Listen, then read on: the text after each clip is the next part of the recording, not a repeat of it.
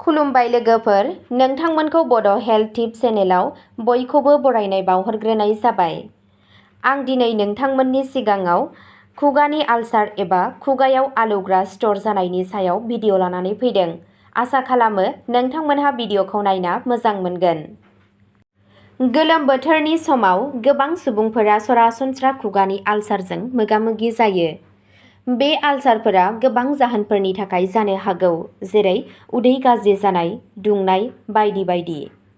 बे आलसारनि जाहोनाव गोबां समावनो जों जेबो जानो एबा लोंनो हाया। खुगानि आलसार एबा माउथ आलसार। खुगायाव मा जाहोनाव आलौनाय स्ट'र एबा आलसार जायो?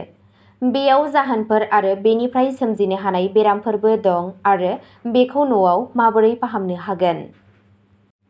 फै जों दानिया भिडिअ'खौ जागायदिनि।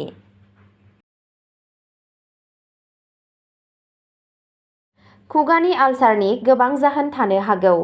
बेफोर गोबां समावनो उदैयाव दुंनायनि जाहोनाव जायो, थेवब्लाबो गोबां गुबुन जाहोनफोरबो दं। जुदि नोंथांनि खुगायाव जोबोद गिदिर आलसार दं आरो गोबां सानाय मोनगासिनो दं, अब्ला नोंथाङा सासे डाक्टरनि सुबुरुन लायोब्ला गाहाम।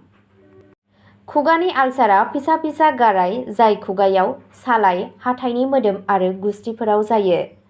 बिसोर जानाय लोंनाय आरो रायज्लायनायखौ उसुबिदा खालामनो हागौ। बिसोरनि गाबआ सरासनस्रायै गोमो एबा गोजा जायो। सरासनस्रायै बे गोजा एबा गोमो खुगानि आलसारफोरा 1 एबा 2 सप्तानि गेजेराव गावनो हामो आरो बेखौ सन्देरग्रा होनना मानिनाय जाया। खुगायाव आलसारनि गोबां जाहोनफोर थानो हागौ। गोबां समावनो उदैयाव दुंनायनिफ्राय सोमजियो, थेवब्लाबो गोबां गुबुन जाहोनफोरबो थानो हागौ। बेफोर जाहोनफोरनि माखासेया जादों माब्लाबा गोब्राब ब्रास खालामनायाव दुखु मोननायनि जाहोनाव खुगानि आलसार जानो हागौ। सडियाम ल'रिल सालफेट गोनां टुथपेस्ट एबा माउथवाशआबो बेनि जाहोन जानो हागौ। खुगायाव बेक्टेरिया, भाइरेल एबा फांगाल सन्देरनायनि जाहोनावबो जानो हागौ। जुदि स्ट्रबेरी, गोखै फिथाइ-सामथाइ, आनारस, चकलेट आरो कफि बायदि एसिडिक जाग्रा आदारनि फारसे सांग्रांथि दं, अब्लाबो जानो हागौ। माखासे जाग्रा आदारफोर, गुबैयै भिटामिन बि9 फलेट, भिटामिन बि12, जिंक आरो आयरननि आंखालावबो खुगानि आलसार जाहोनो हागौ। हर्मोनाल सोलायनाय, जेरै दानारि धोरोम एबा गोर्बोआव थानाय समावबो बेबादि खुगानि आलसार जानो हागौ। गोसोआरि नारसिनथाय आरो उन्दुनायनि आंखालावबो जानो हागौ। बांद्राय निसा सोबनायाबो बेनि जाहोन जानो हागौ। बेनि अनगायैबो माखासे गोब्राब बेरामफोरनि जाहोनावबो बेबादि खुगानि आलसार एबा आलौग्रा स्ट'रआ जानो हागौ। उदै सिङाव गेस्ट्रिक आलसार जायोब्ला, डायबेटिस जायोब्ला, HIV बायदि बायदि बेरामफोर जायोब्ला खुगायाव आलसार एबा आलौनाय स्ट'र सिखारनो हागौ। दानिया बेखौ न'आव थाबैनो माबोरै फाहामनो हागोन बेनि बागै सावरायदिनि। आचार्य बालकृष्णआ खुगानि आलसारखौ फाहामनो मोनसे गोहोम गोनां राहा फोरमायदों। बे गांसे बिलाइजों जेंनाया सरासनस्रायै जोबलांगोन। बेनि थाखाय आचार्य बालकृष्णआ जामुन बिलाइखौ बाहायनो सुबुरुन होयो। बिथाङा फोरमायदों दि जामुन बिफांआ खालि गोथाव फिथाइल' लाया, नाथाय बिनि बिलाइफोर आरो बिगुराव मुलियारि गुनफोरबो थायो। जर'खायै बे बिलाइफोरा खुगानि आलसारनिफ्राय रैखा मोननायाव हेफाजाब होनो हागौ। दानिया फै मिथिदिनि बेखौ माबोरै बाहायनो। गिबियाव जामुन बिफांनि माखासे गोथां बिलाइफोरखौ ला आरो बेखौ मोजाङै सु। दानिया मोनसे बर्तनाव 1 गिलास दै ला आरो बेयाव 8 निफ्राय 10 जामुन बिलाइ होफादेर। बे दैखौ 5 निफ्राय 10 मिनिटनि थाखाय गोदौनो हो। जेब्ला दैया एसे गुसु जायो, अब्ला बेखौ सर। बे दैजों सानसेयाव खुगाखौ खेबनै खेबथाम सुनानै लानो हागोन। जुदि नोंथाङा लुबैयो, अब्ला नोंथाङा बेखौ नोंथांनि खुगायाव दसे समनि थाखायबो लानो हायो।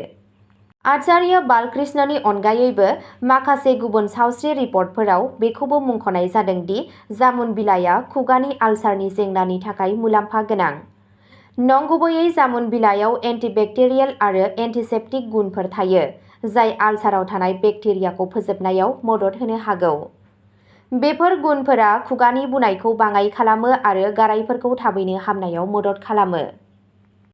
बेनि अनगायैबो जामुन बिफांनि बिगुरनिफ्रायबो मुलाम्फा मोननो हायो। जुदि नोंथांनि गाराङा थरायोब्ला एबा नोंथांनि गोदोनाया सादों, अब्ला नोंथाङा जामुन बिफांनि बिगुरखौ रुनो हायो आरो बेजों गारामाखौ सुनो हायो। बेयो गोदोना सानाय आरो गोब्राब गारांखौ साबसिन खालामो। खुगानि आलसारनि थाखाय मुलि लानायनि सिगां नोंथाङा बे मिथिंगायारि आरो खम बेसेननि राहाखौ नाजानो हायो।